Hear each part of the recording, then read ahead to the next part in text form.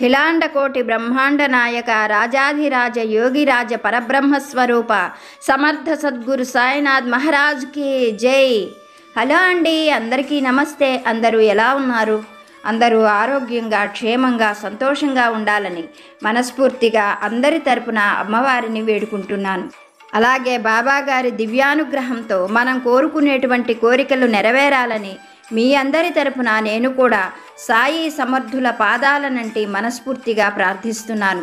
ప్రతినిత్యము బాబాగారు ఒక చక్కని సందేశాన్ని మనకి కథల రూపంలో అనుగ్రహిస్తున్నారు. ప్రతిరోజులాగా ఈరోజు కూడా బాబాగారు ఒక సంతోషమైన మాటను తెలియజేయబోతున్నారు. బాబాగారి సందేశం ఏమిటో తెలుసుకోబోయే ముందు మీ అందరికీ ఒక చిన్న రిక్వెస్ట్. కొత్తగా ఛానల్ని చూస్తున్నట్లయితే ఛానల్ని సబ్స్క్రైబ్ చేసుకోండి. వీడియోని పూర్తిగా చూసేందుకు ప్రయత్నం చేయండి. వీడియో నచ్చితే ఒక లైక్ చేసి సపోర్ట్ చేయడం మాత్రం మర్చిపోకండి. నన్ను సపోర్ట్ చేస్తున్న ప్రతి ఒక్కరికి కూడా పేరు పేరున నా హృదయపూర్వక ధన్యవాదాలు. మరి బాబాగారి దివ్య సందేశం ఏమిటో భక్తితో వినేందుకు ప్రయత్నించండి. తల్లి, నీ భయం తొలగిపోయి నువ్వు ఆనందించేటువంటి ఒక మంచి మాటను నీకు తెలియజేయబోతున్నాను. నువ్వు ఏ విషయంలో ఇంతగా భయపడుతున్నావో ఆ విషయంలోనే తొందరలోనే నీ భయం తొలగిపోతుంది.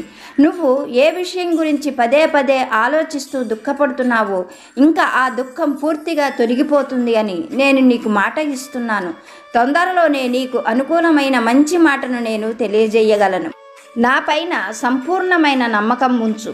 నువ్వు నాపై ఉంచిన నీ నమ్మకాన్ని నేనెప్పుడూ కూడా వమ్ము చెయ్యను. ఈ సందర్భంలో నీతో ఒక సత్యం చెప్పాలనుకుంటున్నాను. కాలం చాలా విచిత్రమైనది. ఒక మాట ఒకరికి దుఃఖాన్ని కలిగిస్తే అదే మాట మరొకరికి ఆనందాన్ని కలిగిస్తుంది. అదుగో అలాగే నేను నీకు మాట ఇస్తున్నాను. నీ విషయంలో నేను అడిగిన వాటన్నింటినీ కూడా నేను నీకు చెయ్యకపోవచ్చు. నువ్వు కోరిన వాటన్నింటినీ కూడా నేను నీకు ఇవ్వలేకను పోవచ్చు. కానీ నిన్ను శాశ్వతమైన కష్టాలకు బాధలకు నేనెప్పుడూ కూడా ఒంటరిగా విడిచిపెట్టను. నా బిడ్డల బాగోగులు నేను కాకపోతే ఎవరు చూసుకుంటారు? ఇది నాకు చాలా సంతోషం కలిగించేటువంటి విషయం. మళ్ళీ నీతో చెబుతున్నాను, నీకు ఎటువంటి కష్టాన్ని నేను రానియ్యను. నాకు తెలుసు నీ బాధలు ఎలా తొలగించాలో, నీకు సంతోషం ఎలా కలిగించాలో, నువ్వు వినాలి అనుకుంటున్న ఆనందమైన మాటను నీ దాకా ఎలా చేరవేయాలో నీ సాయికి తెలియదని నువ్వు అనుకుంటున్నావా? మరి నా పైన నమ్మకంతో ఉన్న నువ్వు ఎందుకు ఇంతగా బాధపడుతున్నావు, ఎందుకు ఇంతగా భయపడుతున్నావో నాకు అర్థం కావడం లేదు. నీతో మళ్ళీ చెబుతున్నాను, నీ బాబా నీకు ఎప్పుడూ తోడుగా ఉంటారు. అలా అని నువ్వు నమ్ముతున్నావు కదా. నీ సాయి నీతో ఉండగా ఏ కష్టము ఎటువంటి ఆపద నీ దాకా రానివ్వను అని నమ్ముతున్నావు కదా. మరి నమ్ముతూ ఉన్న నువ్వు ఎందుకు ఇంతగా దుఃఖపడుతున్నావో, ఎందుకు ఇంత భయపడుతున్నావో నేను అర్థం చేసుకోలేకపోతున్నాను. నీ దగ్గరకు ఏ కష్టమైనా రావాలి అనంటే, ఏ ఆపదైనా నిన్ను చేరాలి అనంటే అవన్నీ కూడా ముందు నన్ను దాటి నీ దాకా రావలసి ఉంటుంది. నేను నీకు రక్షణ వలయంగా ఉంటాను అని మాట ఇస్తున్నాను. నేను ఎన్నడూ కూడా కష్టాలకు బాధలకు సమస్యలకు నిన్ను అప్పచెప్పను. అందుకే నేను నీకు ధైర్యం కలిగించే విధంగా నువ్వు కూడా ఊహించనటువంటి గొప్ప శుభవార్తను త్వరలోనే నీ ముందుకు తీసుకురాబోతున్నాను. నేను నీతో మాట చెప్పాను అంటే అది ఖచ్చితంగా జరుగుతుంది. నీకు నమ్మకం ఉన్నప్పుడు నీలో ఉన్న దుఃఖమంతా తొలగిపోతుంది. అందుకోసమే నా పైన నమ్మకంతో ఉండు అని నేను నీతో పదే చెబుతూ ఉంటాను. మరొక మాట ఏమిటంటే, ఎవరో ఏదో చెప్పారు కదా, అది జరగదేమో బాబా అని నువ్వు ఆందోళన చెందవద్దు. ఈ క్షణమే నీ సాయిగా నీతో చెబుతున్నాను. ఆందోళన కలిగించి నిన్ను బాధ పెట్టే వాటన్నిటినీ నీ మనస్సులో నుండి తీసివేయి. నన్ను అడిగావు కదా, అన్నీ నేనే జరిపిస్తాను. నువ్వు ప్రశాంతంగా ఉండు. ఈ సాయి వాక్కు బ్రహ్మవాక్కు. నీకు ఏం కావాలో, ఏం చెయ్యాలో, నీ బాబా ఏం చెయ్యబోతున్నారో అవన్నీ కూడా నువ్వు తొందరలోనే చూడబోతున్నావు. మరి నీ జీవితంలోనూ నీ ఇంట్లో జరగబోయే ఈ సాయి లీల ఏమిటో అనుకుంటున్నావా? అది నువ్వు కూడా ఊహించలేవు. ఆ ఆనందాన్ని అందుకునేందుకు ఎదురు చూస్తూ ఉండు. నీకు అంతా శుభమే జరుగుతుంది అని మన బాబాగారు ఒక మంచి సందేశాన్ని మనకి అనుగ్రహిస్తున్నారు. మనం కూడా ఊహించినటువంటి అద్భుతాన్ని బాబాగారు చేయగలరు. మనం నమ్మకంతో ఉంటే మన దుఃఖం అనేది తొలగిపోతుంది. ఎప్పుడూ కూడా ధైర్యంగా ఉండమని బాబాగారు మంచి సందేశాన్ని అనుగ్రహిస్తున్నారు. బాబాగారు చెప్పినటువంటి ఈ సందేశంలోని పరమార్థాన్ని మన సాయి అనుగ్రహంతో ఒక చిన్న కథ రూపంలో తెలుసుకోవడానికి ప్రయత్నం చేద్దాం. వీడియోని ఎక్కడా స్కిప్ చేయకుండా చూడండి. వీడియో నచ్చితే లైక్ చేయడం మాత్రం మర్చిపోవద్దు.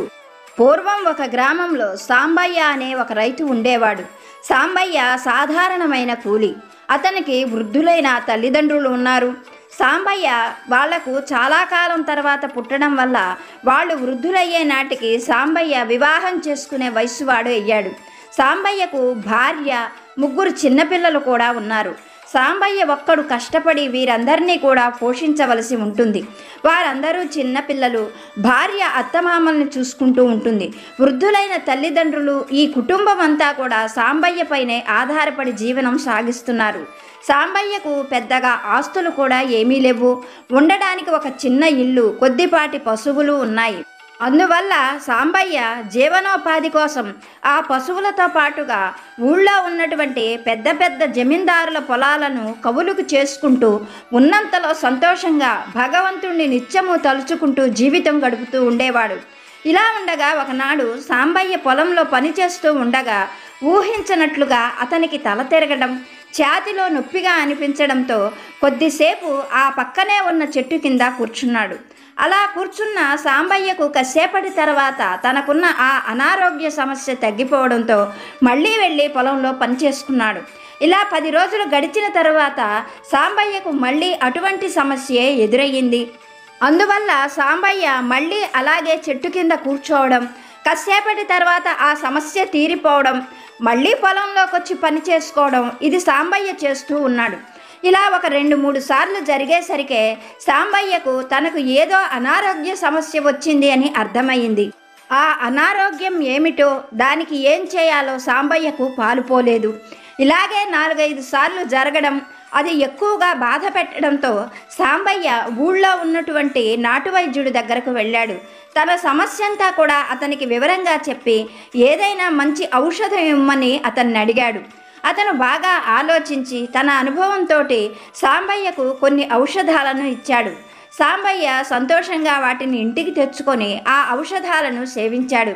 అలా ఔషధాలు వాడిన తరువాత సాంబయ్యకు ఒక 2 నెలల వరకు అటువంటి సమస్య రాలేదు. దాంతో సాంబయ్య తన కష్టం తొలగిపోయింది కదా అని ఆనందంగా ఉన్నాడు. కానీ మళ్ళీ 2 నెలల తర్వాత సాంబయ్యకు అటువంటి సమస్య రావడంతో ఇలా కాదనుకొని ఆ గ్రామంలోనే ఉన్నటువంటి మరొక వైద్యుడి దగ్గరికి వెళ్ళాడు. తను వాడుతున్నటువంటి ఆ ఔషధాలన్నీ కూడా చూపించి తనకు వచ్చిన సమస్య ఏమిటో చెప్పమని ఆ వైద్యుడిని అడిగాడు. అందుకు ఆ వైద్యుడు బాగా ఆలోచించి సాంబయ్యతో, నీకు ఏ సమస్య లేదు, నువ్వు బాగా కష్టపడి పనిచేస్తున్నావు కదా, అందువల్ల ఇలా జరుగుంటుంది. నీకు శక్తి రావడానికి, ఇంకా ఈ సమస్య పూర్తిగా తొలగిపోవడానికి నా అనుభవంతో ఒక చక్కని ఔషధాన్ని నీకు ఇస్తాను. ఇది వాడి చూడు, ఇంకా ఎప్పుడూ కూడా నీకు జీవితంలో ఈ సమస్య రాదు అంటూ గంటా బజాయించి ఆ వైద్యుడు కొన్ని మందులను సాంబయ్యకి ఇచ్చాడు. సాంబయ్య సంతోషంతో ఆ మందులు వాడుకున్నాడు. అనుకున్నట్లుగానే సాంబయ్యకు 3 నెలల వరకు మళ్ళీ అటువంటి సమస్య రాలేదు. ఒక 3 నెలలు గడిచిపోతూ ఉన్నది అనగానే మళ్ళీ సాంబయ్యకు అటువంటి సమస్య ఎదురయ్యింది. అంతకుముందు 10 రోజులకు 15 రోజులకు ఎదురైనటువంటి సమస్య ఇప్పుడు సాంబయ్యకు విపరీతమైన బాధతో పాటుగా వారానికి 3 రోజులకు ఆ సమస్య ఎదురవుతూ ఉన్నది. దాంతో సాంబయ్యకు తనకు ఏదో పెద్ద అనారోగ్యమే వచ్చింది అని గ్రహించాడు. అందుకోసం ఇంకా తప్పనిసరిగా పట్నం వెళితే తప్ప తన సమస్య తీరదు అని భావించి ఒకరోజు ఉదయాన్నే భార్యను దగ్గరికి పిలిచి, నాకు చిన్న అనారోగ్య సమస్యతో బాధపడుతున్నాను, మీరు ఆందోళన చెందుతారని ఇంతకాలం మీతో చెప్పలేదు. ముఖ్యంగా నా తల్లిదండ్రులు బాగా వృద్ధులు, నాకేదైనా ప్రాణాపాయం కలుగుతుందేమో అని భయపడతారు. అందుకనే ఇంతకాలం మీతో ఈ విషయం గురించి చెప్పలేదు. ఇప్పుడు చెప్పక తప్పటం లేదు. నేను పట్నం వెళ్ళి వైద్యం చేయించుకొని వస్తాను. తొందరలోనే ఆరోగ్యంతో తిరిగి వస్తాను. అప్పటి వరకు నువ్వు మన పిల్లలని, నా తల్లిదండ్రుల్ని జాగ్రత్తగా చూసుకో. జమీందారు గారి వద్ద కొంత ధనాన్ని అరువుగా తెచ్చాను. దానిలో నీకు కొంత ధనం ఇస్తాను. నాతో పాటు కొంత తీసుకొని వెళతాను. తొందరలోనే నేను తిరిగి వస్తాను. అప్పటి వరకు నువ్వు, పిల్లలు, నా తల్లిదండ్రులు జాగ్రత్తగా ఉండండి అంటూ ఆ రాత్రి వేళ భార్యకు సర్ది చెప్పాడు సాంబయ్య. తెల్లవారుతూ ఉండగానే సాంబయ్య ఇంట్లో భార్యకు తప్ప ఎవరికీ కూడా చెప్పకుండా కొంత ధనాన్ని తీసుకొని పట్టణానికి బయలుదేరాడు. సాంబయ్య ఉండేటువంటి గ్రామం నుండి పట్టణానికి వెళ్ళాలి అంటే 4 రోజుల పాటు ప్రయాణం చేయవలసి ఉంటుంది. సాంబయ్య ఎలాగోలాగా దారిలో ఉన్న గ్రామాలలో ఆగుతూ తనకు తెలిసిన దగ్గర ఎడ్లబండిపై ఎవరినైనా అడుగుతూ అలా ప్రయాణం చేస్తూ సాంబయ్య 3వ రోజు సాయంకాలానికల్లా అనుకున్నట్లుగానే పట్టణానికి చేరుకున్నాడు. అలా పట్టణానికి చేరుకున్న సాంబయ్య ఆ పట్టణంలోనే ఊరి వెలుపల ఉన్నటువంటి ఒక పూటకోళ్ల సత్రం ఇంట్లో 1 వారం రోజులు ఉండేందుకు ఒప్పందం కుదుర్చుకున్నాడు. ఆ తర్వాత ఆ పట్టణంలో ఉన్నటువంటి గొప్ప పేరున్నటువంటి వైద్యుడి దగ్గరకు వెళ్ళాడు. తనకు కలిగినటువంటి సమస్య అంతా కూడా ఆ వైద్యుడికి పూసగుచ్చినట్లుగా చెప్పాడు. ఆ వైద్యుడు సాంబయ్యని బాగా పరీక్షించి, సాంబయ్య, నువ్వు 1 వారం 10 రోజుల పాటు ఇక్కడే ఉండవలసి ఉంటుంది. నిన్ను ఎన్నో రకాలుగా పరీక్షించాలి.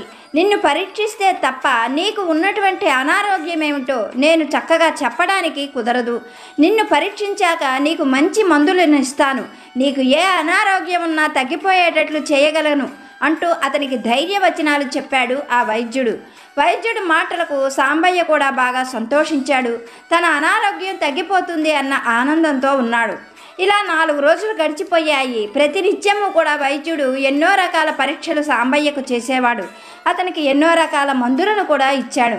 ఒక రోజున వైద్యుడు సాంబయ్యని పిలిచి విచారంగా, సాంబయ్య, నీతో పాటు ఎవరూ రాలేదా అని ప్రశ్నించాడు. అందుకు సాంబయ్య ఆందోళనగా, నాతో పాటు వచ్చేందుకు నా పిల్లలు చాలా చిన్నవాళ్ళు, నా తల్లిదండ్రులు వృద్ధులు, వారిని చూసుకునేందుకు నా భార్యను అక్కడ గ్రామంలోనే ఉంచాను. ఏం జరుగుతున్నదో చెప్పండి అన్నాడు ఆందోళనతో. అందుకు వైద్యుడు నిట్టూర్పు విడుస్తూ, సాంబయ్య, నీకు హృదయ సంబంధమైన వ్యాధి ఉంది. ఈ వ్యాధి వలన నువ్వు 6 మాసాలు కూడా జీవించడం కష్టమే. ఎన్ని మందులు ఇచ్చినా, ఎన్ని ప్రయత్నాలు చేసినా నిన్ను బ్రతికించడం మా వల్ల కాదు. నువ్వు ఇక్కడే కాదు, ఇంకా ఎక్కడికి వెళ్ళినా కానీ నీకు ఇటువంటి సమాధానమే వస్తుంది. నీ మంచి కోరుతూ నేను నీకు ఒక చక్కని సలహా చెప్పాలనుకుంటున్నాను. నేను నీకు కొన్ని మందులను ఇస్తాను. వాటిని వాడుతూ ఉంటే నీ బాధ ఉపశమనం పొందుతుంది. నువ్వు సుఖంగా మరణించేటువంటి అవకాశం కలుగుతుంది. నీ వాళ్లకు తెలియకుండా ఈ మందులను నువ్వు వాడుకున్నట్లయితే ఉన్నంతకాలం హాయిగా సంతోషంగా బ్రతుకుతావు. ఇంతకన్నా నేను నీకు ఏ విధంగానూ సహాయం చేయలేను. నిన్ను ఆ భగవంతుడే కాపాడాలి అంటూ ఆ వైద్యుడు కొన్ని ఔషధాలను సాంబయ్యకు ఇచ్చాడు. సాంబయ్య వైద్యుడు చెబుతున్న మాటలు వింటూ ఉంటే కళ్ళమ్మట నీరు ధారాపాతంగా వస్తున్నది. ఆయన మాటలు సాంబయ్యకు నెత్తిన పిడుగులు పడ్డట్లుగా అనిపిస్తున్నాయి. తనేమిటి, ఇంకా 6 నెలలు కూడా బ్రతకడా? తన భార్య పరిస్థితి ఏమిటి? వృద్ధులైన తల్లిదండ్రుల పరిస్థితి ఏమిటి? మాటలు కూడా సరిగ్గా రాని చిన్నపిల్లలు, తన పిల్లల పరిస్థితి ఏమిటి? వాళ్ళందరూ ఎలా బ్రతుకుతారు? తను ఏ అన్యాయం చేశాడు? ఏ పాపం చేశాడు? భగవంతుడు ఇంత శిక్ష తనకెందుకు వేశాడు అనుకుంటూ సాంబయ్య అక్కడే కుప్పకూలిపోయాడు.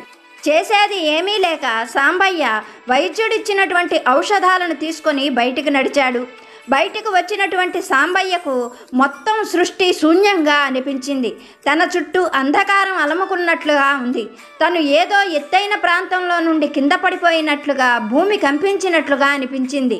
ఇప్పుడు తను తిరిగి గ్రామానికి వెళ్ళాలా? వెళితే తన భార్య, తన కుటుంబం అడిగే ప్రశ్నలకు ఏం సమాధానం చెప్పాలి? తను ఆరోగ్యంతో తిరిగి వస్తాను అని ఎదురు చూస్తున్న భార్యకు, తనకి ఏం జరిగిందో తెలియని పిల్లలకు, తల్లిదండ్రులకు ఏం సమాధానం చెప్పాలో సాంబయ్యకు అర్థం కాలేదు. అందుకనే సాంబయ్య చాలాసేపు ఆలోచించి ఇంకా తను ఇంటికి వెళ్ళకూడదు అని నిర్ణయించుకున్నాడు. ఇంటికి వెళ్ళి వారందరినీ బాధ పెట్టడం తనకు ఏమాత్రము మంచిది కాదు. ఆ కుటుంబంతో ఇంకా తనకు రుణం కూడా తీరిపోయింది. కనుక తను తీర్థయాత్రలు చేస్తూ ఏ పుణ్యక్షేత్రంలోనే తన శరీరాన్ని చాలించడం మంచిది అన్న విరక్తితో సాంబయ్య తీర్థయాత్రలు చేయడానికి బయలుదేరాడు. అలా బయలుదేరినటువంటి సాంబయ్య తనకు తోచిన దిక్కున తోచిన విధంగా వెళుతూ ఉన్నాడు. అలా వెళుతూ ఉన్న సాంబయ్య ఆ దారిలో ఉన్న పెద్ద పెద్ద పుణ్యక్షేత్రాలను, దేవాలయాలను దర్శిస్తూ ఉండేవాడు. అక్కడ ఉన్నటువంటి పూటకోళ్ల ఇళ్లలో వారు పెట్టింది ఏదో తినేవాడు. దారిలో ఎవరినైనా అడుగుతూ వారు ఇచ్చింది తింటూ అలా ప్రయాణం సాగిస్తూ ఉన్నాడు. ఏ చెట్టు కిందనో ఏ దేవాలయంలోనో పడుకుంటూ రోజు గడుపుతూ ఉండేవాడు. ఇలా ఉండగా ఒక రోజున సాంబయ్య ఒక అడవి దారి గుండా ప్రయాణం చేయవలసి వచ్చింది. సాయంకాలం సూర్యాస్తమయం అవుతూ ఉండగా అక్కడ ఎక్కడైనా పడుకోవడానికి అవకాశం దొరుకుతుందేమోనని సాంబయ్య తొందరగా నడుస్తూ ఉన్నాడు. ఇంతలో సాంబయ్యకు ఒక వ్యక్తి ఏడుస్తూ ఎదురుగా వస్తూ ఉన్నాడు. అతన్ని చూడగానే సాంబయ్య అతన్ని ఆపి, అయ్యా, ఎవరు నువ్వు? చాలా పెద్దవాడిలా ఉన్నావు, ఎందుకు బాధపడుతున్నావు? నీకు వచ్చిన కష్టం ఏమిటి అంటూ ఆ ఎదురు వచ్చిన వ్యక్తిని ప్రశ్నించాడు. అందుకు ఆ వృద్ధుడు సాంబయ్యను యగాదిగా చూస్తూ, నువ్వెవరు? నేను ఎందుకు ఏడుస్తున్నానో తెలుసుకోవాల్సిన అవసరం నీకేమిటి? నాకు కలిగిన కష్టం ఏమిటో తెలుసుకొని నువ్వేమైనా ఆరుస్తావా, తీరుస్తావా అంటూ కోపంగా సాంబయ్యను ప్రశ్నించాడు. అందుకు సాంబయ్య చిరునవ్వుతో, నాకు వచ్చిన కష్టంతో పోల్చుకుంటే నీదేమీ అంత పెద్ద కష్టం కాదులే. అయినా లోకంలో ఎవరైనా సంతోషంగా ఉన్నప్పుడు, నవ్వుతూ ఉన్నప్పుడు ఎవరూ పలకరించరు. బాధలో ఉన్నప్పుడే నువ్వెందుకు బాధపడుతున్నావు అని అడుగుతారు. ఎందుకంటే అది లోక సహజం కదా, అందుకోసమనే నువ్వెందుకు బాధపడుతున్నావు అని అడిగాను అన్నాడు సాంబయ్య. అందుకు ఆ వ్యక్తి సాంబయ్యను యగాదిగా చూస్తూ, నా వయసులో సగం లేదు, నువ్వు కూడా నన్ను పరామర్శించేవాడివే. మా ఊరిలో గొప్ప జ్యోతిష్య పండితుడు రాఘవాచారి, ఆయన చెప్పాడు అంటే చెప్పింది చెప్పినట్లుగా జరుగుతుంది. ఆయన 1కి 3 నా జాతకాన్ని పరిశీలించి మా ముత్తాత, తాత, మా తండ్రిలాగా నేను కూడా 100 సంవత్సరాలు నిండా బ్రతుకుతానని చెప్పాడు. కానీ అదుగో ఆ కనిపిస్తున్న కొంపున్నదే, ఆ కొంపలోని నెల తక్కువ నేలబారు వెధవలు నేను మాసం కూడా బ్రతకను అని నాతోటి చెబుతున్నారు. అనవసరంగా ఆ కొంపలోకి వెళ్ళి లేనిపోయిన బాధను కొని తెచ్చుకున్నాను. బాటసారులకు ఆశ్రయం కోసం ఏర్పడిన ఆ కొంప ఇదిగో వచ్చిన వారిని ఇలా బాధ పెడుతూ ఉన్నది అంటూ ఆ వ్యక్తి గబగబా నడిచి వెళ్ళిపోబోతున్నాడు. అప్పుడు సాంబయ్య ఆ వ్యక్తితో, అయ్యా, ఈ రాత్రి నేను ఉండేందుకు ఇక్కడ ఎక్కడా కూడా ఆశ్రయం లేదు. మీరు చెప్పినటువంటి ఆ గృహం ఎక్కడా అని ఆ వ్యక్తిని అడిగాడు. అందుకు అతను చాలా చిరాగ్గా, ఇదిగో ఈ బాట వెంట వెళ్ళి ఎడం చెయ్యి వైపు తిరిగావు అంటే ఇప్పుడు నేను చెప్పానే ఆ అరిష్ట గృహం నీకు కనిపిస్తుంది అంటూ చాలా కోపంగా తనని తానే తిట్టుకుంటూ నడిచి వెళ్ళిపోయాడు. ఒకవైపు చీకటి పడుతూ రాత్రి అవుతూ ఉన్నది. చేసేది ఏమీ లేక సాంబయ్య ఆ బాటసారి చెప్పినట్లుగానే ఆ దారి వెంట నడిచాడు. కొంతసేపటికి ఆ వ్యక్తి చెప్పినటువంటి గృహం కనిపించింది. అక్కడ ఎత్తైన పచ్చటి చెట్ల మధ్య సగం పాడుపడిపోయినట్లుగా ఉన్న ఒక పాతకాలం నాటి పెంకుటిల్లు కనిపించింది. అంత రాత్రి వేళ తనకు ఆ ఇల్లు తప్ప మరే ఆశ్రయం లేకపోవడంతో సాంబయ్య ఆ వరండాలోకి వెళ్ళి ఆ ఇంటి తలుపు తట్టాడు. కొద్దిసేపటికి కిర్రుమని శబ్దం చేస్తూ ఆ ఇంటి తలుపు తెరుచుకుంది. లోపలికి వెళ్ళగానే సాంబయ్యకు ఒక అరడజనుకు పైగా మరుగుజ్జులు కనిపించారు. వారు సాంబయ్యను ఎంతో ప్రేమగా లోపలికి ఆహ్వానించారు. సాంబయ్య లోపలికి వెళుతూనే ఆ లోపల ఉన్న తీరు తెన్ను చూసి ఎంతగానో ఆశ్చర్యపడ్డాడు. ఆ ఇల్లు లోపలంతా కూడా ఇంద్రభవనంలా ఉంది. బయట చూసే వాళ్లకు పాడుబడిన ఇల్లులాగా ఉన్న అది లోపల మాత్రం అప్పటికప్పుడే తయారు చేసినటువంటి కొత్త ఇల్లులాగా దగదగా మెరుస్తూ ఉన్నది. ఇంతలో చీకటి పడుతూ ఉండడంతో ఆ ఇంట్లో ఉన్న ఒక మరుగుజ్జు తన చేతిలో ఉన్న ఏవో రాళ్లను దీపపు దిమ్మెల మీద, కిటికీ అంచుల మీద పెడుతూ ఉన్నాడు. అవి ఏమిటా అని సాంబయ్య ఆశ్చర్యంగా చూస్తూ ఉన్నాడు. తాటిపండు సైజులో ఎర్రటివి, ఆకుపచ్చటివి, నీలం రంగు ఉన్న ఆ రాళ్లన్నీ కూడా ఒక వరుస క్రమంలో అమర్చాడు ఆ మరుగుజ్జు. అలా అమర్చిన కొన్ని క్షణాలలోనే ఆ రాళ్లన్నీ కూడా దీపాలలాగా వెలుగుతూ ఉన్నాయి. ఆ వెలుతురులో ఆ ఇల్లంతా కూడా అందం ఇనుమడిస్తూ పట్టపగలులా అనిపించింది. అది చూసినటువంటి సాంబయ్య మరింత ఆశ్చర్యంతో, ఈ రాళ్ళేమిటి ఇలా వెలగడమేమిటి, అంతా విచిత్రంగా ఉన్నది అన్నాడు అక్కడే ఉన్న ఒక మరుగుజ్జుతో. అందుకు ఆ మరుగుజ్జు ఒక విధంగా నవ్వుతూ, బ్రతుకే ఒక చిత్రం, జననం మరణం మధ్య జరిగే ఈ సంఘర్షణ మరొక విచిత్రం అన్నాడు. అందుకు సాంబయ్యకు ఏమీ అర్థం కాకపోయినా పొద్దుటి నుండి నడిచి ఉండడం వల్ల ఆ మరుగుజ్జుతో, నేను స్నానం చెయ్యాలి, నూతి దగ్గరకు ఎలా వెళ్ళాలి అంటూ ప్రశ్నించాడు. అందుకు ఆ మరుగుజ్జు, నువ్వు నూతి స్నానం చేయవలసిన అవసరం లేదు, తొట్టెలో వేడి నీటి స్నానం చేద్దువు గాని నాతో పాటు రా అంటూ సాంబయ్యను ఒక గదిలోకి తీసుకుని వెళ్ళాడు. ఆ గది మధ్యలో ఒక అందమైన తొట్టె ఉంది.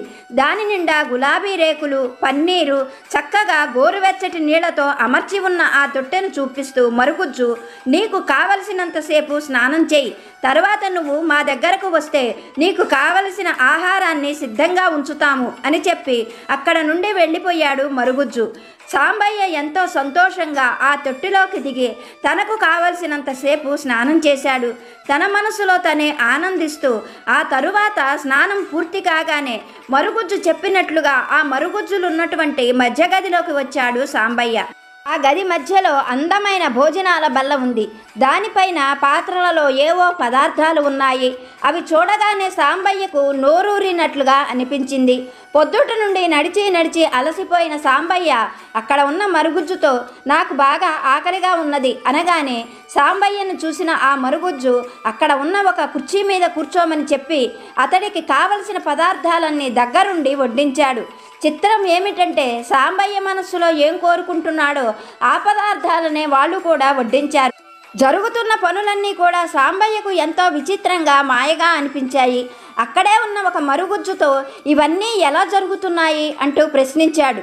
అందుకు ఆ మరుగుజ్జు, ఇక్కడ ఏం జరిగినా కూడా నువ్వు ఎదురు ప్రశ్నించకూడదు, నీకు ఏం కావాలో చెబితే అవి మాత్రమే చేస్తాము అన్నాడు. అందుకు సాంబయ్య, ఇక్కడ ఎన్ని రోజులు ఉండవచ్చు అని ప్రశ్నించాడు.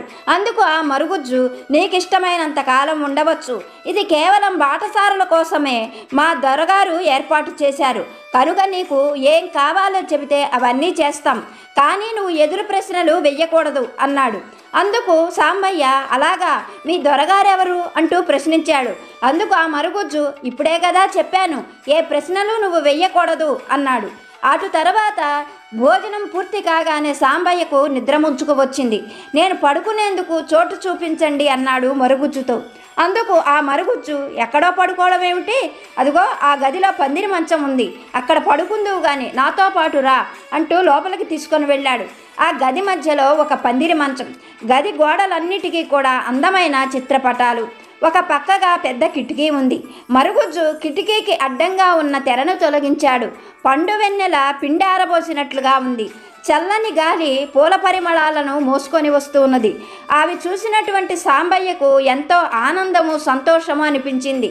చచ్చేటప్పుడు రాజభోగాలంటే ఇదేనేమో అనుకుంటూ హాయిగా ఆ మంచంపై పడుకున్నాడు సాంబయ్య. అతనికి భార్య, పిల్లలు, తల్లి, తండ్రి గుర్తొచ్చారు. కానీ చెయ్యగలిగిందేమీ లేక కన్నీరు తుడుచుకుంటూ తన జీవితం ఇంతే అనుకుంటూ ఆ బాధతోనే అలాగే నిద్రపోయాడు సాంబయ్య. తెల్లవారుతూ ఉండగా ఎక్కడో దూరంగా గ్రామంలోని కోడి కూతతో గాని సాంబయ్యకు మెలకువ రాలేదు. నిద్రలేచినటువంటి సాంబయ్య గది బయటకు వచ్చేసరికే అప్పటికే మరుగుజ్జులు నిద్రలేచి ఆ ఇల్లంతా కూడా శుభ్రం చేసి ఉంచారు. సాంబయ్యకు కావలసినట్లుగా అల్పాహారాన్ని, చక్కటి వేడివేడి పానీయాన్ని తయారు చేసి సాంబయ్య కోసం ఎదురు చూస్తున్నారు ఆ మరుగుజ్జులు. సాంబయ్య తన పనులన్నీ పూర్తి చేసుకున్న తరువాత ఆ మరుగుజ్జులు సాంబయ్య దగ్గరకు వచ్చి, సాంబయ్య, మేము కొన్ని ప్రత్యేకమైన పనులు చేసుకోవాల్సి ఉంది.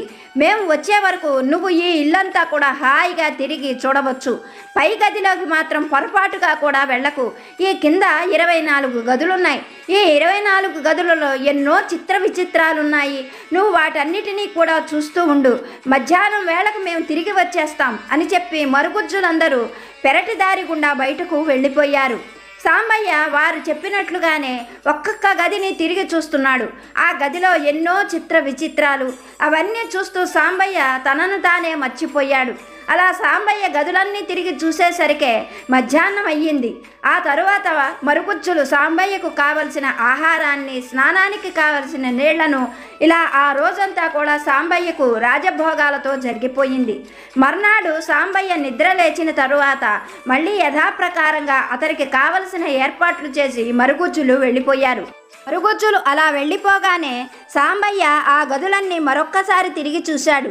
గదులలోని వింతలు, విశేషాలు సాంబయ్యను బాగా ఆకర్షించాయి. కానీ సాంబయ్యతో మాట్లాడేందుకు అక్కడ ఒక్కరు కూడా లేరు. అలా సాంబయ్య గదులన్నీ కూడా 1కి 2 సార్లు తిరిగి చూసి అందులోని విచిత్రాలకు ఎంతగానో ఆశ్చర్యపడ్డాడు. కానీ మేడపైన గదిలో ఏముందో తెలుసుకోవాలని సాంబయ్యకు ఉత్సాహం పెరిగిపోయింది. పైకి వెళ్ళొద్దు అని మరుగుజ్జులు మరీ చెప్పారు. కానీ తన చావు తన కోసం ఎదురు చూస్తూ ఉన్నప్పుడు లేని భయం, పైకి వెళితే మాత్రం ఏం జరుగుతుంది అని ధైర్యంగా నిర్ణయించుకున్న సాంబయ్య 3 వరసలతో ఉన్న ఆ మెట్లెక్కి మేడ పై గది దగ్గరకు చేరుకున్నాడు. ఆ గది ముందు ఉన్నటువంటి ఆ తలుపులన్నీ కూడా బంగారంతో తాపడం చేసి ఉన్నాయి. బలిష్టమైన మనుషులు 2 తోస్తే తప్ప ఆ తలుపులు తెరుచుకోవు. కానీ ఉత్సాహంతో ఉన్న సాంబయ్య చాలా బలంగా ఆ తలుపుని తన శక్తి కొద్దీ తోశాడు. అలా గదిలోకి వచ్చిన సాంబయ్యకు లోపల దృశ్యం చాలా ఆశ్చర్యంగా అనిపించింది. ఆ గదంతా కూడా బంగారంతోనూ మణులతోనూ మాణిక్యాలతోనూ తాపడం చేసి ఉంది. గది మధ్యలో అక్కడక్కడ నల్లరాతి అందమైన శిల్పాలు, ఏనుగు దంతాలతో చేసినటువంటి శిల్పాలతోనూ ఆ గది అందం మరింత ఇనుమడించి ఉంది. ఆ గది చూసిన సాంబయ్యకు ఎవరో గొప్ప దొరలు ఆ గదిలో నివసించి ఉంటారు అని అర్థమైంది. ఆ గదిలోనే ఒక మూలగా నేలలోకి మెట్లు కనిపించాయి. అవి చూసిన సాంబయ్యకు మరింత ఉత్సాహం పెరిగి ఆ కింద నేలమాళిగలో ఏముందో తెలుసుకోవాలని గబగబా మెట్లు దిగి కిందకి వెళ్ళాడు. ఆ నేలమాళిగ గదిలో కూడా కింద గదులలో లాగా మణులతో దీపాలు వెలుగుతూ ఉన్నాయి. ఆ గది మధ్యలో ఏదో పెద్ద సింహాసనం లాంటి కుర్చీ కనిపించింది. అదేమిటా అని సాంబయ్య జాగ్రత్తగా చూస్తూ ఉండగా ఇంతలో చీకటిలో నుండి ఒక బొంతకాకి వేగంగా ఎగురుతూ సాంబయ్య వైపు వచ్చి సాంబయ్య తలపై బలంగా తన్ని చీకట్లో కలిసిపోయింది. భయంతో సాంబయ్య ఆ కాకి వెళ్ళిన వైపే చూస్తూ ఉండగా ఎక్కడ నుండి వచ్చిందో ఒక నల్లపిల్లి బలంగా వచ్చి సాంబయ్య గుండెలపై తన్నింది. సాంబయ్య దాన్ని విదిలించి కొట్టాడు. కానీ 1కి 2 సార్లు 3 సార్లు ఆ పిల్లి చీకటిలో నుండి వచ్చి సాంబయ్య గుండెలపై తన్ని తర్వాత చీకట్లో కలిసిపోయింది. అక్కడే ఉన్న ఒక గుడ్లగూబ సాంబయ్య వంకే చూస్తూ భయంకరంగా అరుస్తూ ఉన్నది. ఇంతలో చీకట్లో నుండి మరొక తీతువు పిట్ట వచ్చి సాంబయ్య తల చుట్టూ తిరుగుతూ 3 సార్లు బాగా తీవ్రంగా అరవడం మొదలుపెట్టింది. అవన్నీ చూసిన సాంబయ్యకు భయం కలిగి వెంటనే అక్కడ నుండి రావాలని వెనుతిరిగాడు. అయితే ఒక భీకరమైన స్వరము సాంబయ్యను ఉద్దేశించి, ఆగు, ఎక్కడికి వెళుతున్నావు? ఇంత దూరం వచ్చి నా మృత్యు శాసనం ఏమిటో తెలుసుకోకుండా వెళ్ళిపోవాలనుకుంటున్నావా? నువ్వు 30 ఏళ్లకు ఇదే రోజు చనిపోబోతున్నావు. ఈ విషయాన్ని తెలుసుకో అని చెప్పింది ఆ స్వరం. క్షణకాలం పాటు ఆగిన సాంబయ్య కళ్ళల్లో నీళ్లు తిరిగిపోయాయి. మళ్ళీ మళ్ళీ కూడా ఆ స్వరం వచ్చిన వైపు, ఆ కుర్చీ ఉన్న వైపు చూశాడు సాంబయ్య. సాంబయ్య ఆనందానికి అంతు లేకుండా పోయింది. అదే ఆనందంతో చాలాసేపు అక్కడే పొర్లిగింతలు పెట్టాడు. క్షణం కూడా ఆలస్యం చెయ్యకుండా గబగబా ఆ మెట్లెక్కి గది బయటకు వచ్చాడు. అప్పటికే మరుగుజ్జులందరూ కూడా ఒకరి భుజాలపై ఒకరు చేతులు వేసుకొని గది బయట సాంబయ్య కోసం ఎదురు చూస్తున్నారు. సంతోషంతో బయటకు వచ్చిన సాంబయ్యను చూసిన మరుగుజ్జులు, ఏం సాంబయ్య, నీకు మృత్యు శాసనం తెలిసిందా? నీకు మరణం ఎప్పుడో తెలిస్తే నీకు భయం కలుగుతుంది కదా, నీకు భయం వేయడం లేదా? నువ్వేమిటి ఇంత సంతోషంగా ఉన్నావు? మనిషికి తను ఎప్పుడు చనిపోతానో తెలిస్తే బ్రతికి ఉన్నంతకాలం నరకమే కదా, మరి నీకు చావు విషయం తెలిసింది, నీకు భయం వేయడం లేదా అని ప్రశ్నించారు మరుగుజ్జులు. వారి మాటలకు సాంబయ్య పగలబడి నవ్వుతూ, నాకు ఏమాత్రం భయం లేదు, నాకు నా మృత్యు శాసనం తెలిసి ఆనందం కలుగుతున్నది. భూమిపై పుట్టిన ప్రతి ఒక్కరూ ఏదో ఒక సమయంలో మరణించవలసిందే. మన మరణం ఎప్పుడు వస్తుందో తెలిసినప్పుడే మనిషికి భయము, భక్తి, ఆధ్యాత్మిక భావన కలుగుతుంది. అలాగే నా మృత్యువు ఎప్పుడు వస్తుందో చెప్పి నాకు ఎంతో మేలు చేశారు. మీ మేలు జన్మజన్మలా మర్చిపోలేను. నేను మీకు సదా రుణపడి ఉంటాను అంటూ ఎంతో సంతోషంతో ఆ మరుగుజ్జులకి చెప్పాడు సాంబయ్య. అందుకు మరుగుజ్జులు సాంబయ్యకు కృతజ్ఞతలు చెబుతూ, సాంబయ్య, ఇప్పటి వరకు కూడా మేము లక్షల మంది బాటసారులకు నిస్వార్థంగా సేవలు చేశాము. అందరికీ కూడా ఆ గదిలోకి వెళ్ళొద్దు అని మరీ మరీ హెచ్చరించేవాళ్ళము. కానీ కొంతమంది బాటసారులు అత్యుత్సాహముతో ఆ గదిలోకి వెళ్ళి మృత్యుశాస్త్రం తెలుసుకొని బాధతో ఏడుస్తూ విరక్తితో ఇక్కడ నుండి వెళ్ళిపోయేవాళ్ళు. అలా వాళ్ళు వెళ్ళిపోవడం మాకు కూడా బాధ కలిగించేది. కానీ మేమేమీ చెయ్యలేము. ఈ గదిలో నుండి మృత్యుశాసనం తెలిసి కూడా ఆనందంతో ఎవరు బయటికి వస్తారో వాళ్ళ వల్ల మాకు మేలు జరుగుతుంది అని మా దొర మాతో చెప్పాడు. ఇన్ని సంవత్సరాలకు నీ వల్ల మాకు విముక్తి దొరికింది, నీకు అంతా మేలే జరుగుతుంది అంటూ మరుగుజ్జులు సాంబయ్యను ఆశీర్వదించి క్షణంలోనే మాయమైపోయారు. వాళ్ళు అలా మాయమైపోగానే ఆ గృహం కూడా మాయమైపోయింది. సాంబయ్య అక్కడ ఉన్నటువంటి చెట్ల మధ్య నిలబడి ఉన్నాడు. తనకు ఇంకా 30 ఏళ్ల ఆయుష్ ఉంది అని తెలిసిన సాంబయ్య ఎంతో సంతోషంతో ఆ గృహంలోనే తనకు సేవలు చేసిన మరుగుజ్జులకు కృతజ్ఞతలు చెప్పి తన కుటుంబంతో గడిపేందుకు సంతోషంగా ఇంటి దారి పట్టాడు సాంబయ్య. మనకు బాబాగారు చెప్పేటువంటి సత్యం ఇదే. ఒక మాట ఒకరికి ఆనందం కలిగిస్తుంది, మరొకరికి దుఃఖాన్ని కలిగిస్తుంది. కాలం ఎప్పుడు ఎలా మారిపోతుందో ఎవ్వరూ చెప్పలేరు. నీ కాలం కూడా సంతోషంగా మారేందుకు ఎంతో సమయం పట్టదు. ఆశతో ఆసక్తితో ఎదురుచూడు, ఆధ్యాత్మిక జీవితం గడుపు, నీకు మేలు జరుగుతుంది అంటూ బాబాగారు కథ రూపంలో చక్కని సందేశాన్ని అనుగ్రహించారు. ఇప్పటి వరకు వీడియో చూసిన మీ అందరికీ పేరు పేరు నా హృదయపూర్వక ధన్యవాదాలు. మరొక మంచి వీడియోతో బాబాగారి ఆశీస్సులతో మళ్ళీ కలుసుకుందాం. సర్వే జన సుఖినో భవంతు.